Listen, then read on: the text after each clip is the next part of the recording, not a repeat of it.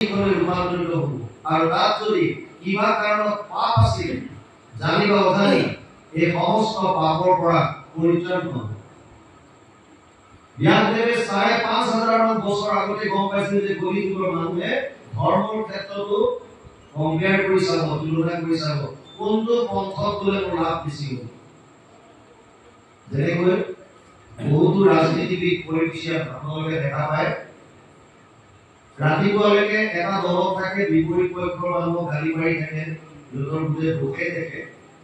তাৰপিছত দেখা পাব যে আবেলি সময়ত ১০০মান লগত গৈ পেলাই এইটোতে জইন কৰিলে আৰু জইন কৰাৰ পাছত সিহঁতৰ তেতিয়া গুণ গোৱা আৰম্ভ কৰি দিয়ে। কিয়? তাৰমানে আগতে কিবা এটা তাত বেনিফিট পোৱা নাছিল আৰু পিছত কিবা এটা তাৰ পৰা পাইছে, সেইকাৰণে এইফালে জইন কৰিলে। এই কেছটো ধৰ্মৰ ক্ষেত্ৰতো হ'ব পাৰে বুলি ভাবি ব্যাসদেৱে পদ্মপুৰাণত ভাগৱত মহাত্ম্যৰ এটা শ্লোক দিলে, য'ত লিখি থৈ গ'ল, অশ্বমেধ সহস্ৰাণি বাজপেয় শতানি চ শুভশাস্ত্ৰ কথায়ে সকলো গ্ৰহন্তি সৰসী। পদ্মপুৰাণ উত্তৰ খণ্ড ভাগৱত মহাত্ম্য ৩য় অধ্যায় ৩০ নম্বৰ শ্লোক। তেওঁ ক'লে যে এফালে ১,০০০টা অশ্বমেধ যজ্ঞ হওক আৰু ১০০টা বাজপেয় যজ্ঞ যদি কৰে আৰু আনফালে আপোনালোকে কৰাৰ দৰে যদি ভাগৱতৰ শ্ৰৱণ কীৰ্তন কৰে, ভাগৱত শ্ৰৱণ কীৰ্তন কৰি যিটো ফল পাব, ১,০০০ অশ্বমেধ আৰু ১০০টা বাজপেয় যজ্ঞ কৰি ভাগৱতৰ ফলৰ ১৬ ভাগৰ ১ভাগ পাব বুলি কৈছে। গতিকে এই ফলৰ পৰা ভাগৱত শ্ৰৱণ কীৰ্তনত আমাৰ লাভ আছে। ভাগৱত ভগৱান কৃষ্ণৰ বাংময় মূৰ্তি বুলি কোৱা হয়। পদ্মপুৰাণ উত্তৰ খণ্ড ভাগৱত মহাত্ম্য ৩য় অধ্যায় ৬২ নম্বৰ শ্লোকত লিখিছে, তেনেয়ম বাংময় মূৰ্তি প্ৰত্যক্ষ বৰ্ততে হৰি সেৱাত শ্ৰৱণাত পথত দৰ্শনাত পাবনাশিনী। ভাগৱত ভগৱান কৃষ্ণৰ বাংময় মূৰ্তি শব্দ আকাৰে ইয়াত বিৰাজমান হৈ আছে। এই ভাগৱতক যদি কোনোবাই সেৱা কৰিছে, সেৱাৰ দ্বাৰা, শ্ৰৱণাত শ্ৰৱণৰ দ্বাৰা, পথত পাঠৰ দ্বাৰা, আৰু নহলে যদি দৰ্শন মাত্ৰ কৰিছে শ্ৰদ্ধা সহকাৰে, তেওঁলোকৰ পাপ নাশ হ'ব বুলি ব্যাসদেৱে লিখি থৈ গৈছে। ভাগৱতৰ আৰু এটা ডাঙৰ মহাত্ম্য হ'ল যে আমাৰ যিমানবিলাক গ্ৰন্থ আছে, সনাতন ধৰ্মৰ মূল হৈছে বেদ।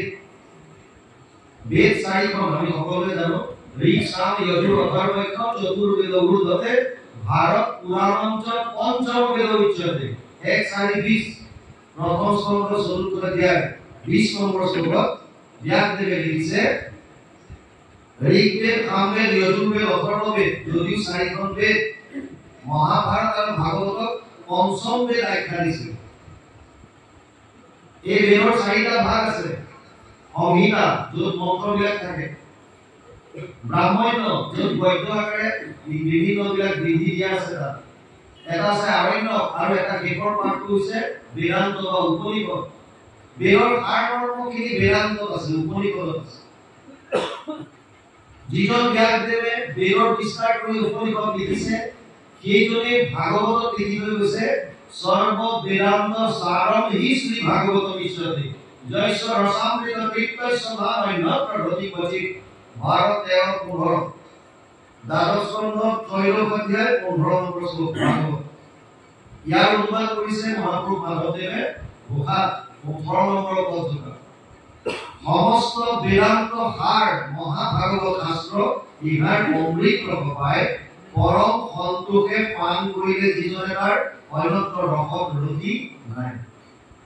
অৰ্থাৎ ভাগৱত এনেকুৱা এখন গ্ৰন্থ, যিখন গ্ৰন্থ আমি অধ্যয়ন কৰিলে বেদ বেদান্তৰ সমস্ত তত্ত্ব ইয়াতে পাম। আৰু এনেও চাবলৈ গ'লে আমাৰ দুখন মহাকাব্য, ৰামায়ণ মহাভাৰত, আৰু এখন গীতা।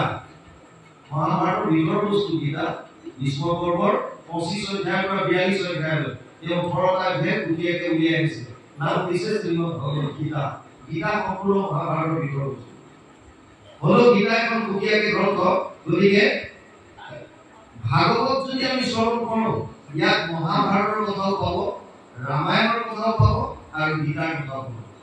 তাৰমানে বেদ বেদান্ত ৰামায়ণ মহাভাৰত গীতা সমস্ত সাৰবিলাক ভক্তিৰ মাৰ্গত যিমানবিলাকৰ প্ৰয়োজন সমস্ত বস্তু ভাগৱতত চুপ হৈ গৈছে। সেইকাৰণে ভক্তি মাৰ্গত ভাগৱতকে উৎকৃষ্ট গ্ৰন্থ আৰু একো নাই বুলি কয়।